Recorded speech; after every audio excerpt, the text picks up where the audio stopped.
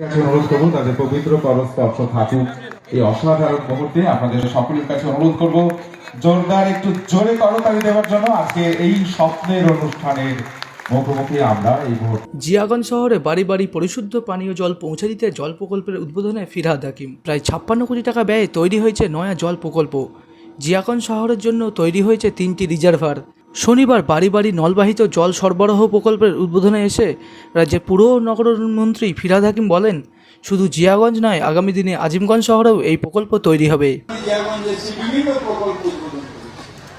আজকে প্রায় 58 কোটি টাকায় আপনাদের এই জল প্রকল্পটা আমি উদ্বোধন করেছি। এরপরে আরেকবার আসবো। এই কিছুদিন আগে আমি একটা স্যাংশন করেছি, সেটা হচ্ছে আজিমগঞ্জে সেই জল প্রকল্প আরেকটা হবে। শুধু জিয়াগঞ্জ থেকে তো হবে না, জিয়াগঞ্জ আজিমগঞ্জ দুই ভাই, একই বৃন্দে দুটি কুসুম, হিন্দু মুসলমান, হিন্দু তার নয়ন মনে, মুসলমান তার প্রাণ। এই যে আজিমগঞ্জ জিয়াগঞ্জের যে দুটো জায়গা, এই দুটোকেই করতে হবে। আজকে আজিমগঞ্জ করলাম, আবার আসবো, তখন এসে আবার জিয়াগঞ্জ করবো, তখন এখানে আজকে জিয়াগঞ্জ করলাম, এরপর আজিমগঞ্জ করবো, এবং তখন প্রসঞ্জিৎ আমাকে ভটভটি করে নিয়ে। এদিন অনুষ্ঠানে মন্ত্রী ছাড়াও উপস্থিত ছিলেন জেলাশাসক নিতিন সিংহানিয়া সহ প্রশাসনিক আধিকারিকেরা।